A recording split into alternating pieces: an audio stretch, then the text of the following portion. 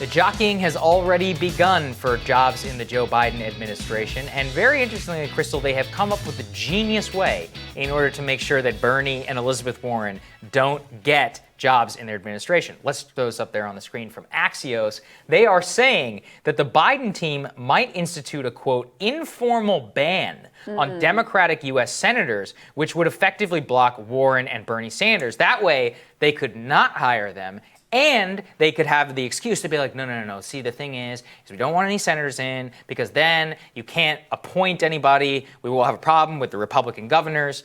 But as has been pointed out a million times, if they wanted to put Warren in their cabinet, they easily could because the Massachusetts legislature has a supermajority of Democrats and could easily pass a law totally legally saying that a Democratic, the Senate appointment had to be a member of the same party. Yeah. Like, their hands are not bound at all. It'd be quite simple. It'd take like 2 days in the Massachusetts legislature. But this is the Biden team's allegedly ingenious plan to make sure that they don't have to appoint them to their cabinet while also not wanting to appear as if they're screwing the left over, which I think is kind of funny. I mean, we've been predicting this for months now. Yes. The idea that Bernie or Elizabeth Warren, who has done everything to prostrate herself before Joe Biden, say, you won, I lost, so forget about any of my principles. Trust me, I'm just going to toe the line. I'm going to do your big dollar fundraiser, all that stuff. Like, it was always so obvious that you were never going to end up in this administration. The donors would never allow it. The donors picked the vice presidential nominee. Like, do you think that they're going to allow Treasury Secretary, which honestly has more power than vice president, way more power, to be anyone who's ever been remotely critical of Wall Street? No. Or Bernie Sanders at Labor? No. I mean, I wish that I believed that any of these rules or things were possible because, look, I'm not the hugest Elizabeth Warren fan at this point, as viewers well know, but she's a lot better than the other candidates that are being floated right now. I mean, Gina Raimondo is the governor of Rhode Island. She's barely a Democrat. She's extraordinarily conservative on fiscal and financial. She's very Wall Street friendly. She comes from Wall Street herself.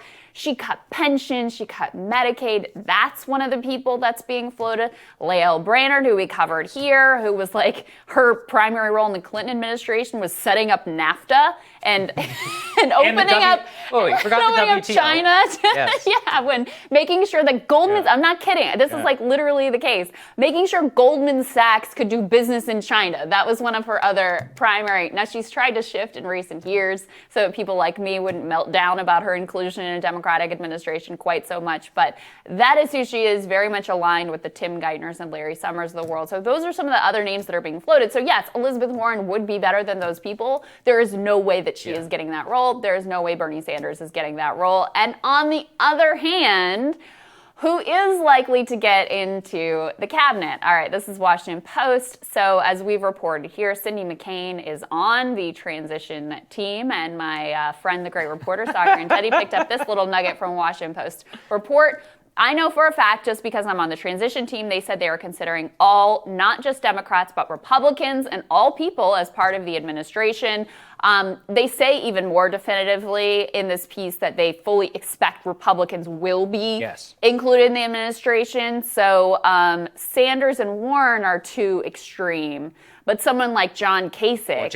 Or Jeff Flake. Who, let's be clear, like, these people are called centrists and moderates. Their views are on economics radically out of touch. They're libertarians. With the American people. I mean, they have hold economic positions that are consistent with the viewpoint of like 15% or 20% of Americans, but they can get included. And there is also a quote in here from Hillary Rosen, a well-known Democratic consultant in this town and close ally of the Biden team, that in their early announcements, they're going to set tones and demonstrate commitment to diversity, but don't expect bomb throwers. He is not somebody who is coming in to disrupt Washington.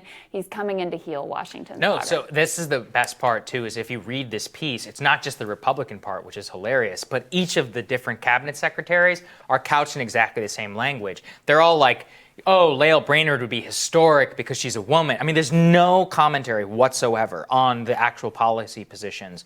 Over and over again, it's like a black woman being floated for this. And I'm like, that black woman is Susan Rice. Like the person who got us into the mess in Libya. That seems to matter a lot more than somebody's identity. And it's like that every single one. They're like, oh, they're going to have a historic cabinet full of women. Like Michelle Flournoy would be the first same thing. DOD. They're like, oh, it's going to break barriers. I'm like, yeah, it's going to break a lot of stuff, not just barriers, with some missiles, I think, after being represented at Raytheon and many of these other companies, which we've covered here so many different times. Tony Blinken, her business partner, is the second choice for Secretary of State. The only reason Susan Rice might not get it is because they're like, I don't know if Republicans are going to vote for based on that whole Benghazi thing. Yeah. So they're waiting to see what the Senate is going to turn out. But things are shaping up, and it's just hilarious that they're going to ban Bernie and Warren while they're considering like Jeff Flake, John Kasich people, Susan Rice, Tony Blinken, and so much more. I mean, the country, I don't know. It really is. This has always been clear from the beginning.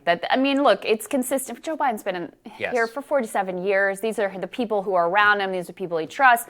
It is rolling out the same people who could have been in any other Democratic administration, some of them in Republican administrations. I mean, it really is like bringing back the people within the bipartisan consensus. We should say, though, I mean, Trump staffed up with those same friggin' people like John Bolton and Pompeo. And, Mnuchin has actually turned out to be a pretty good actor here, but Gary Cohn. A lot of these characters could honestly be in either one of these administrations, which is part of what is so depressing.